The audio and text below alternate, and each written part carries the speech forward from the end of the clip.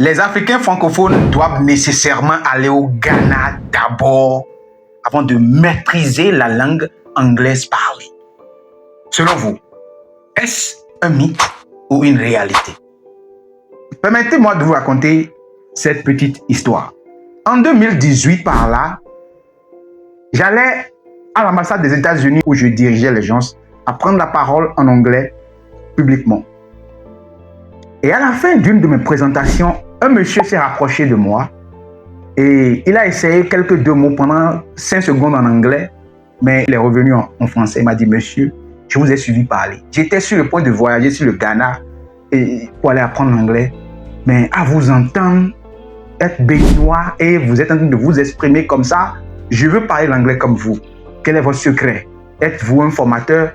Aidez-moi, je veux maîtriser l'anglais naturellement. Quelques mois ou bien un an après, voici ce que le monsieur en question est devenu avec l'anglais. Il ne faut pas faire 5 secondes, mais regardez cette vidéo.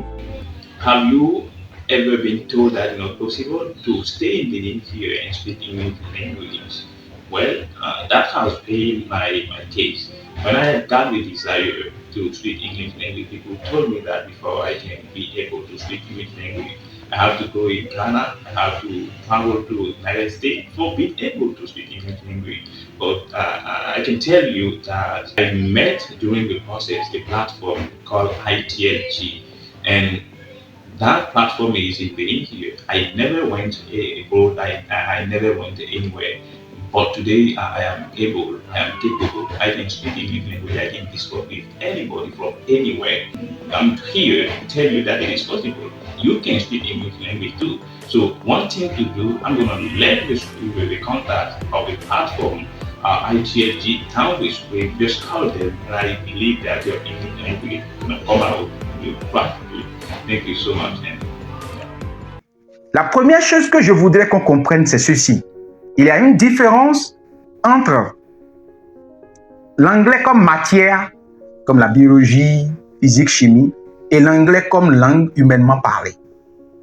L'anglais comme matière, c'est cette matière-là qu'on a besoin d'aller quelque part dans une salle, devant un professeur qui va nous envoyer des informations de lui vers notre intérieur, qu'on va mémoriser, formule de grammaire, if clause, passive voice, traduction des mots à mémoriser, à les composer pour passer d'une classe à une autre classe. Si c'est de ça que vous avez besoin, vous avez nécessairement besoin d'aller au Ghana. Apprendre l'anglais comme une matière vous permettra sûrement de connaître beaucoup de choses à propos de la langue anglaise parlée, même plus que les natifs. Mais ça ne fait pas de vous quelqu'un qui comprend l'anglais.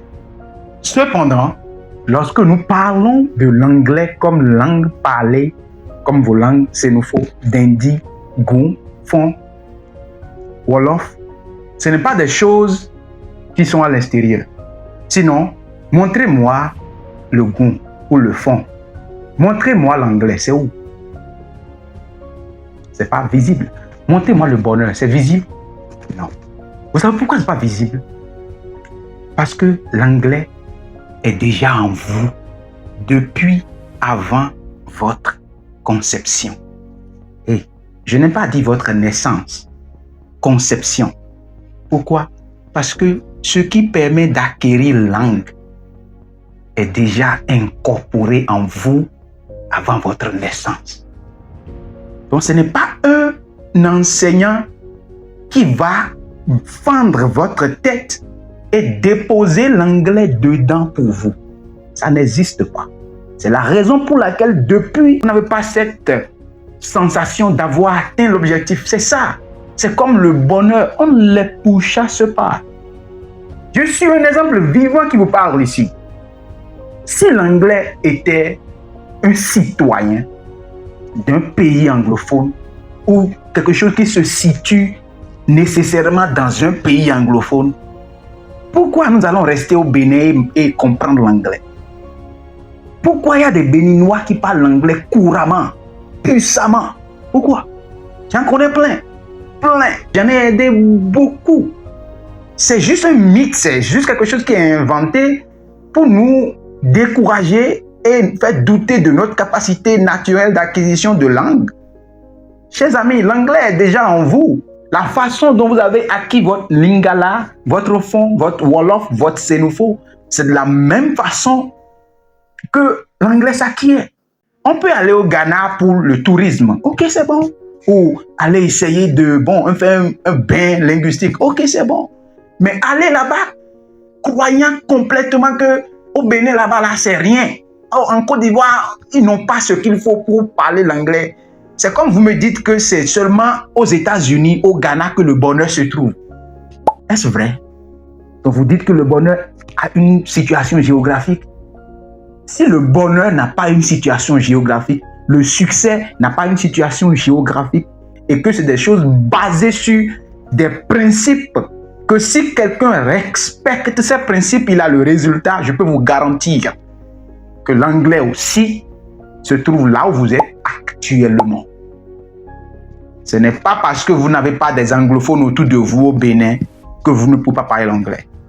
L'anglais est déjà en vous. C'est déjà en vous. À vous d'aller chercher un formateur compétent, passionné, certifié, comme M. Apollinaire Kekere, pour vous tenir par la main, par votre autorisation bien sûr, et aller dans le puits de l'anglais qui est en vous pour vous permettre de le puiser par votre propre main, votre propre anglais que vous n'allez jamais oublier.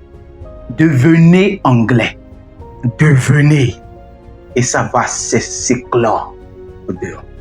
Si vous voulez que je vous aide et vous accompagne pas à pas pour maîtriser l'anglais comme vous maîtrisez vos langues locales, laissez-moi un message en commentaire ou allez dans la description, vous allez voir un lien, vous cliquez sur le lien, vous venez directement vers moi et on discute.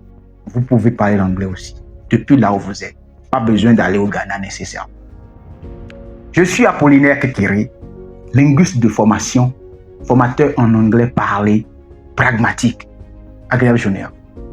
Bye bye.